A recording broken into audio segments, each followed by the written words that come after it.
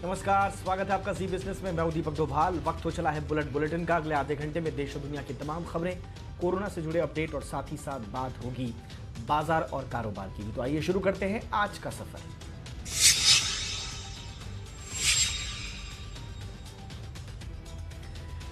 चीन की कंपनियों को देश से बाहर करने की मुहिम में एक और बड़ा फैसला हुआ है। देश में हाईवे प्रोजेक्ट से चीन की कंपनियों को दूर रखा जाएगा। सरकार ने तय किया है कि देश में बन रहे किसी भी हाईवे प्रोजेक्ट्स के लिए कोई भी चीन की कंपनी आवेदन नहीं कर पाएगी।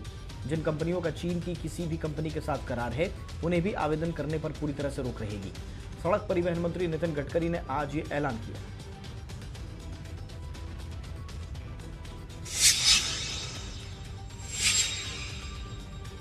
भारत ने चीन को एक और झटका दिया है। बीएसएनएल और एमटीएनएल ने अपना 4G टेंडर रद्द कर दिया है। अब दोबारा नया टेंडर जारी किया जाएगा। सरकार ने दोनों टेलीकॉम कंपनियों को चीन की कंपनियों से सामान नहीं खरीदने के निर्देश दिए हैं। इसके बाद टेंडर के निरस्त किया गया। टेलीकॉम का मंत्रालय की ओर से जारी निर्देश में कहा गया है कि 4G फैसिलिटी के अपग्रेडेशन में किसी भी चाइनीज कंपनी को बनाए उपकरण किया जाए। पूरे टेंडर को नए सिरे से जारी किया जाए।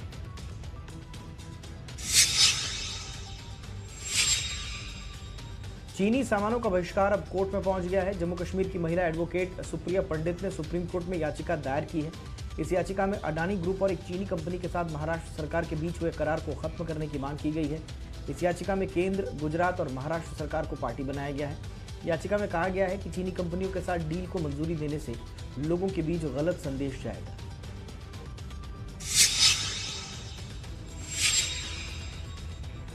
मध्य प्रदेश में कैबिनेट विस्तार को लेकर अटकलों पर विराम लग गया है। मुख्यमंत्री शिवराज सिंह चौहान ने ऐलान किया कि कल मंत्रिमंडल शपथ लेगा। उत्तर प्रदेश की राज्यपाल आनंदीबेन पटेल को मध्य प्रदेश राज्यपाल का अतिरिक्त प्रभार दिया गया है। एमपी विधानसभा में 230 सदस्य हैं। अधिकतम 35 विधायक मंत्री बनाए जा सकते हैं। शिवराज समेत कुल 6 सदस्य कैबिनेट में हैं, यानी 29 मंत्रियों के लिए जगह है। सूत्रों के मुताबिक ज्योतिरादित्य सिंधिया के 8-9 समर्थकों को मंत्री बनाया जा सकता है।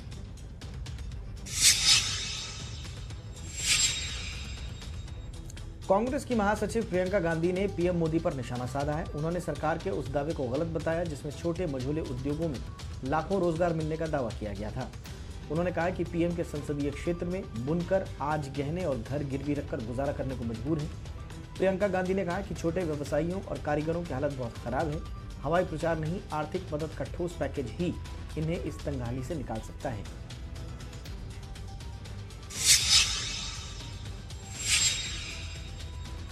कोरोनिल पर विवाद के बाद आज बाबा रामदेव ने सफाई दी। रामदेव ने कोरोनिल की आलोचना करने वालों पर जमकर गुस्सा निकाला। उन्होंने कहा कि कोरोनिल के आने से विरोधियों को मिर्ची लगी और हमारे खिलाफ आतंकियों, देशद्रोहियों की तरह एफआईआर करा दी गई। रामदेव ने कहा कि आयुर्वेदिक दवाइयों को बनाने का यूनानी और आयुर्वेदिक डिपार्टमेंट से लाइसेंस लिया गया है। हमें कोरोनिल से जुड़ी पूरी रिसर्च आयुष मंत्रालय को दे दी है। जिसको भी देखना है वो देख सकता है।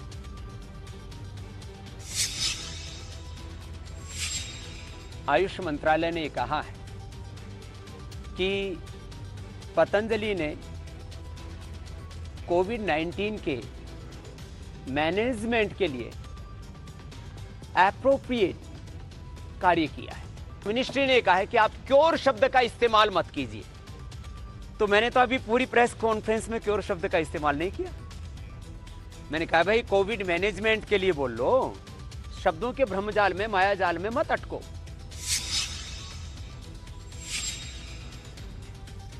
देश में कोरोना से मौतों का सिलसिला थम नहीं रहा है। 24 घंटे के दौरान कोरोना की वजह से 500 से ज्यादा लोगों की जान गई है। स्वास्थ्य मंत्रालय के आंकड़ों के मुताबिक अब तक कुल 17,400 लोगों ने अपनी जान गंवाई है।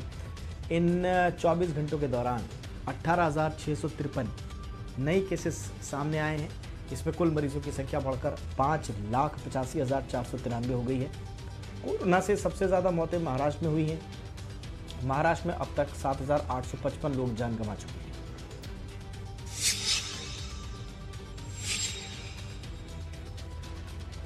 दिल्ली में कोरोना की वजह से हालात अब बेहतर हैं और काबू में हैं। दिल्ली के मुख्यमंत्री अरविंद केजरीवाल ने यह दावा किया है। केजरीवाल ने कहा कि हमने कड़ी मेहनत से कोरोना पर कंट्रोल कर लिया है। अब 100 में से 13 लोग ही कोरोना पॉजिटिव आ रहे हैं। 1 जुलाई तक हमें 70,000 एक्टिव केसेस की उम्मीद थी, लेकिन आज सिर्फ 26,000 एक्टिव केस हैं। मुख्यमंत्री ने कहा कि दिल्ली में आज 67% मरीज ठीक हो चुके हैं। हमने 15,000 बेड का इंतजाम कर लिया है। आज मुझे ये कहते हुए खुशी है कि एक महीने में सबकी, दिल्ली के 2 करोड़ लोगों की मेहनत और सब लोगों की मेहनत, सभी एजेंसीज की मेहनत से जो भयावह स्थिति 1 महीना पहले प्रेडिक्ट की जा रही थी कि 30 जून को 1 लाख के करीब केस होंगे, ये प्रेडिक्ट किया जा रहा था कि 60,000 एक्टिव केसेस होंगे। आज केवल 26,000 एक्टिव केसेस हैं दिल्ली में, लगभग 1/3। मुंबई में 15 जुलाई तक धारा 144 लागू कर दी गई है। कोरोना के बढ़ते मामलों को देखते हुए ये कदम उठाया गया है। मीरा भाईंदर इलाके में 1 जुलाई से पूर्ण लॉकडाउन लागू कर दिया गया है। फल, दूध, सब्जी की दुकानों को खोलने के लिए समय तय कर दिया गया है। कल्याण और डोंबिवली महानगर पालिका में भी पूर्ण लॉकडाउन की घोषणा की गई है। यहाँ पर 2 जुलाई से 12 जुलाई तक पूर्ण लॉकडाउन रहेगा। कल मुंबई में कोरोना के कुल 903 नए मामले थे।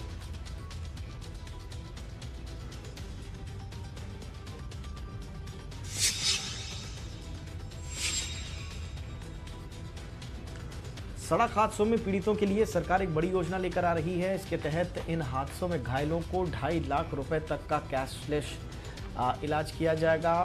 सड़क और परिवहन मंत्रालय एक जनरल इंश्योरेंस कंपनी की मदद से एक मोटर व्हीकल रिलीफ फंड बनाएगा। जीआईसी ही पीड़ित के इलाज का खर्च उठाएगा। इस स्कीम को लागू करने की जिम्मेदारी भी जीआईसी की होगी। इस स्कीम का मकसद जो है वो सड़क हादसे में पीड़ितों को तुरंत इलाज देना है।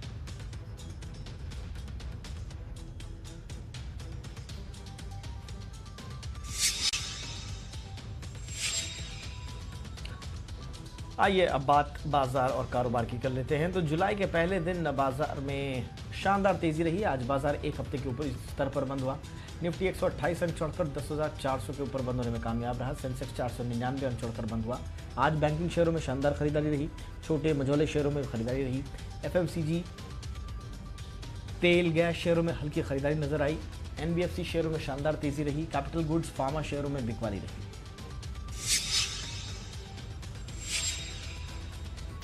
सोना आज फिर से नए शिखर पर पहुंच गया। एमसीएक्स गोल्ड ने आज 48,982 रुपये की नई ऊंचाई को छू लिया।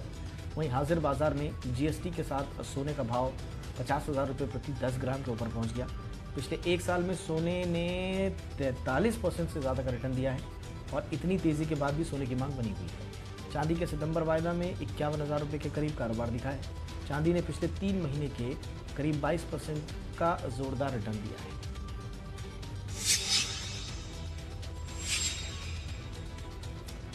आरबीआई की एनबीएफसीज और हाउसिंग फाइनेंस जो कंपनियां हैं उनको रिजर्व बैंक ने बड़ी राहत दी है। इसके लिए स्पेशल पर्पस व्हीकल के जरिए स्पेशल लिक्विडिटी स्कीम लाई गई है। एसबीआई की सब्सिडियरी एसबीआई कैप ने एसएलएस ट्रस्ट नाम से एक एसपीवी बनाया है। इस स्कीम का फायदा लेने के लिए कुछ शर्तें हैं।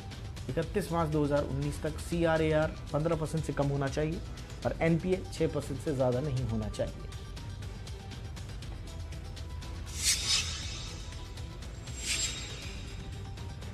लॉकडाउन में थोड़ी ढील के बाद ऑटो सेक्टर ने रफ्तार पकड़नी शुरू कर दी है।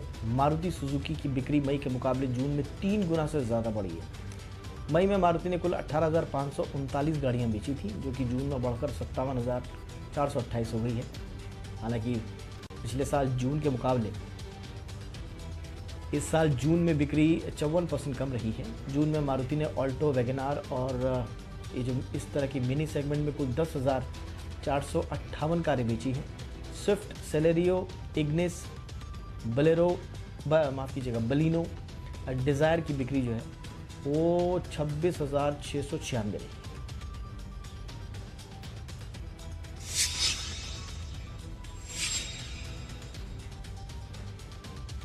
जून में एस्कॉर्ट्स ने जमकर ट्रैक्टर बेचे हैं। ट्रैक्टर की कुल बिक्री जून में 21.1% बढ़कर 10,851 रही।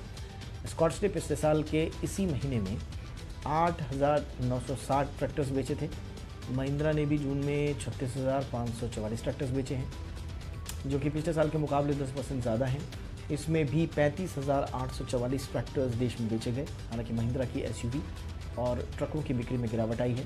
जून में महिंद्रा की एसयूवी और ट्रकों की बिक्री में 55% की गिरावट दर्ज हुई।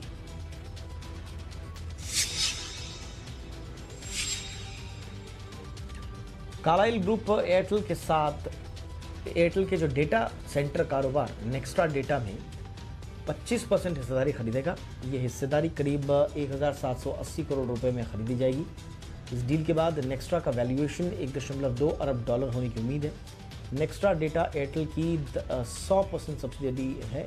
डील के बाद नेक्स्ट्रा डेटा में एयरटेल की हिस्सेदारी 75% रह जाएगी। और हालांकि इस डील के ज़रिए अभी रेगुलेटरी मंजूरियां लेना बाकी हैं, जिसमें CCI की मंजूरी भी शामिल है।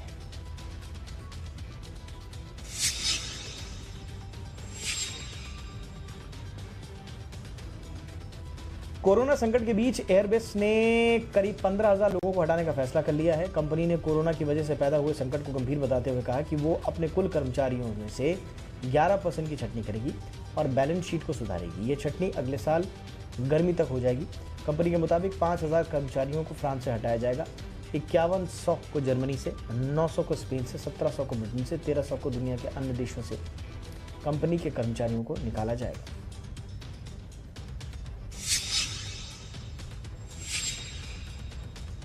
फार्मा कंपनियों के लिए अच्छी खबर है। सूत्रों के मुताबिक दवाओं के कच्चे माल की क्लियरेंस में अब कोई दिक्कत नहीं आएगी। क्लियरेंस दिक्कतों में अब सुधार ला लिया गया है। कल रात से एयरपोर्ट्स और पोर्ट्स में फंसे सामानों की क्लियरेंस तेज हो गई है। हालांकि हालात सामान्य होने में अभी 1 हफ्ता लगेगा। मुंबई में JNPT और एयर कार्गो में काफ़ी माल फंसा हुआ था। चीन से आने वाले सामानों की जांच में सख्ती के कारण जो है वो दिक्कतें बढ़ी थी। दवाओं का 70% कच्चा माल चीन से आता है।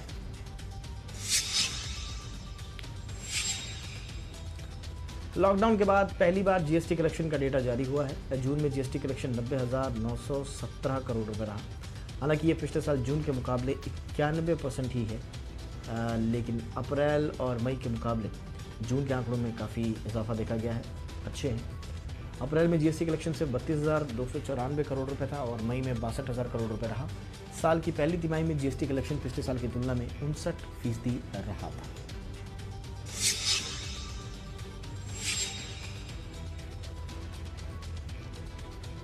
ZEE5 ने देश के पहले शॉर्ट वीडियो प्लेटफॉर्म से पर्दा उठा दिया है। इसका नाम है हाईपिल, यानी कि ये आत्मनिर्भर हाईपाई, ये जो है इसका नाम है। और आत्मनिर्भर भारत को ध्यान में रखकर बनाए गए इस शुद्ध देसी ऐप में कोई भी अपनी क्रिएटिविटी पूरी आज़ादी के साथ दिखा सकता है, बिना झिझक खुद को जाहिर कर सकता है, अपने अंदर छुपे टैलेंट को देश के सामने रख सकता है। इसी सोच को ध्यान में रखकर ये ऐप तैयार किया गया है। इस ऐप में तमाम फीचर्स हैं जिसका इस्तेमाल करके कोई भी अपने मुताबिक वीडियो कंटेंट तैयार कर सकता है। हाईपाई का ऑफिशियल लॉन्च जल्द किया जाएगा।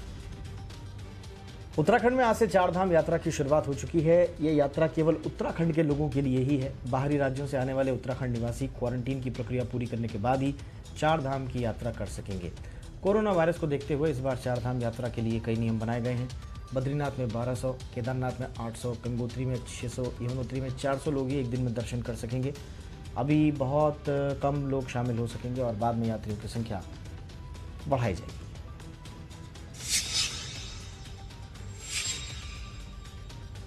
महाराष्ट्र की उद्धव ठाकरे सरकार ने सरकारी दफ्तरों में मराठी भाषा का इस्तेमाल अनिवार्य करने को लेकर आदेश जारी किया है। सर्कुलर में कहा गया है कि सभी कर्मचारी कामकाज के लिए मराठी भाषा का इस्तेमाल करेंगे।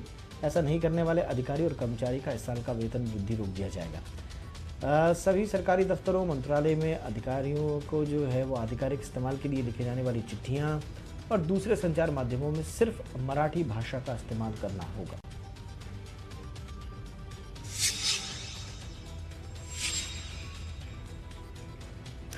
कोरोना के चलते महाराष्ट्र के सबसे मशहूर गणपति मंडलों में शुमार लालबाग इस बार गणपति विसर्जन का उत्सव नहीं मनाएगा।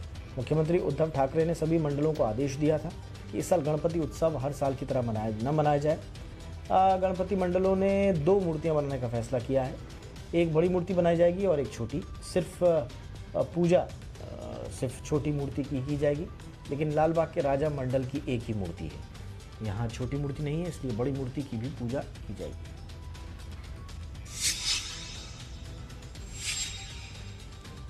जम्मू कश्मीर में एक बार फिर सीआरपीएफ के गश्ती दल पर आतंकी हमला हुआ है। यह हमला सोपोर के मॉडल टाउन क्षेत्र के रेबान में हुआ। इस हमले में सीआरपीएफ का एक जवान शहीद हुआ है और 3 जवान घायल हुए हैं। हमले के बाद सुरक्षा बलों ने क्षेत्र में तलाशी अभियान शुरू कर दिया है। अब बताया जा रहा है कि आतंकियों ने घात लगाकर पेट्रोलिंग पार्टी पर हमला किया।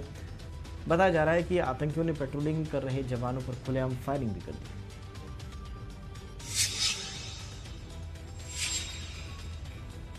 हवाई ईंधन या एटीएफ की कीमतें आज 7.5% बढ़ गई हैं। हालांकि पेट्रोल और डीजल की कीमतों में लगातार दूसरे दिन कोई बदलाव नहीं हुआ।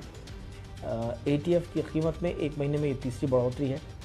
इसके साथ ही बिना सब्सिडी वाले रसोई गैस की कीमत ₹1 बढ़ाकर 594 रुपये प्रति सिलेंडर कर दी गई है।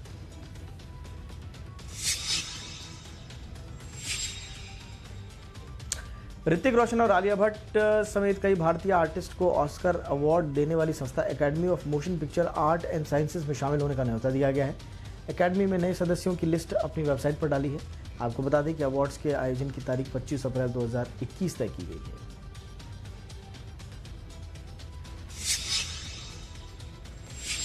प्रियंका चोपड़ा के अमेजॉन स्टूडियोज के साथ $multi-million प्रोजेक्ट की डील फाइनल हुई है। इस जानकारी को खुद प्रियंका ने सोशल मीडिया के जरिए शेयर किया है। ये डील 2 साल की है, जिसके तहत प्रियंका अमेजॉन के साथ मिलकर कंटेंट में एक्टिंग और प्रोडक्शन भी करेंगी। अमेजॉन को उम्मीद है कि प्रियंका भारत में अपने अमेजॉन के दायरे को बढ़ाने में मददगार साबित होंगी।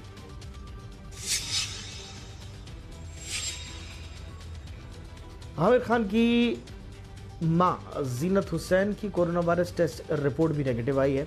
इससे पहले उनका बाकी परिवार कोरोना से सुरक्षित पाया गया था। इस खबर के बाद आमिर ने सोशल मीडिया पर पोस्ट करके जानकारी दी है।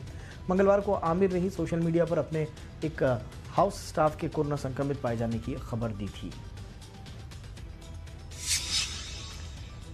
अमेजॉन प्राइम की original web series breathe into the shadows का ट्रेलर रिलीज हो गया है। सस्पेंस और थ्रिल से भरपूर ये सीरीज 10 जुलाई को रिलीज होने जा रही है। इस क्राइम थ्रिल सीरीज से अभिषेक बच्चन और नीता मेनन अपना डिजिटल डेब्यू कर रहे हैं। ब्रीद इनटू द शेडोज कुल 12 एपिसोड की एक सीरीज है। इसमें अभिषेक बच्चन अपनी गुमशुदगी हो चुकी जो है गुमशुदा बेटी सिया को पाने की कोशिश कर रहा है। सीरीज में अमित साथ अभी खास भूमिका नहीं। लंबे समय से अटकी डायरेक्टर तिग्मांशु धूलिया की फिल्म यारा डिजिटल प्लेटफॉर्म पर रिलीज होने जा रही है। Z5 की ये फिल्म 25 जुलाई से मौजूद होगी Z5 पर और 1970 से 1990 की ऐतिहासिक प्रेम कहानी दिखाती इस फिल्म में विद्युत जामवाल, श्रुति हासन, अमित साध, गली बॉय फेम विजय वर्मा की अहम भूमिका है। बात स्पोर्ट्स की कर लेते हैं। फुटबॉल के जादूगर लियोनेल मेसी ने इतिहास रच दिया है। मेसी ने अपने प्रोफेशनल करियर का 700वां गोल दाग लिया। ला लीगा में कल देर रात बार्सिलोना और एटलेटिको मैड्रिड के बीच खेला गया मुकाबला। इस मैच में मिली पेनल्टी को गोल में बदलकर मेसी ने अपने करियर का 700वां गोल दाग दिया। क्रिकेट की बाइबल समझी जाने वाली पत्रिका विजडन ने रविंद्र जडेजा को 21वीं सदी का भारत का सबसे बहुमूल्य टेस्ट खिलाड़ी घोषित किया है।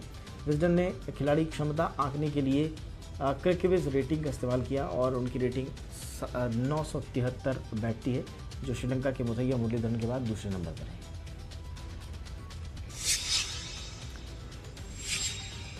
तीन मैचों की टेस्ट सीरीज से पहले इंग्लैंड की टीम को बड़ा झटका लगा है। इंग्लैंड के कप्तान जो रूट पहले टेस्ट से बाहर हो गए हैं। उनकी जगह उपकप्तान बेन स्टोक्स पहले टेस्ट में कप्तानी का पदभार संभालेंगे। वेस्टइंडीज़ के खिलाफ 8 जुलाई को टेस्ट सीरीज शुरू हो रही है।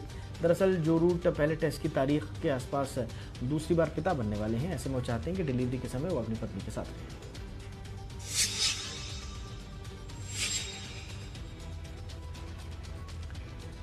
फीफा ने अपने पूर्व वित्त निदेशक मार्कस कैटनर को 10 साल के लिए प्रतिबंधित कर दिया है। कैटनर पर पूर्व अध्यक्ष सेप ब्लास्टर और कई बड़े पदाधिकारियों को बढ़ा हुआ वेतन और बोनस के रूप में करोड़ों डॉलर देने का आरोप है। फीफा ने कहा कि कैटनर को हितों के टकराव और पद के दुरुपयोग का भी दोषी पाया गया है।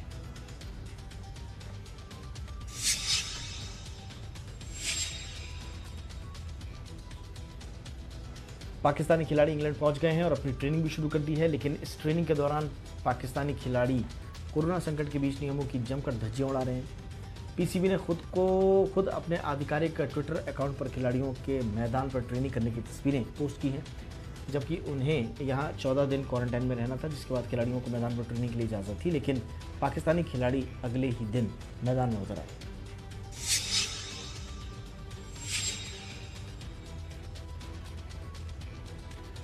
चीनी कंपनियों के खिलाफ अब अमेरिका ने बड़ा कदम उठाया है। अमेरिकी सरकार ने चीन की 2 कंपनियों हुआवे और ZTE कॉर्प को अपनी सुरक्षा के लिए खतरा बताया है।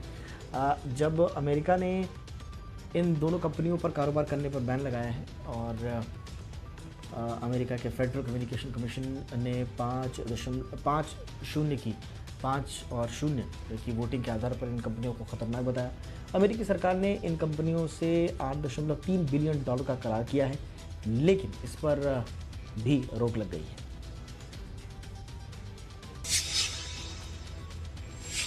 इसी के साथ इस बुलेटिन में इतना ही। इजाजत दें, नमस्कार।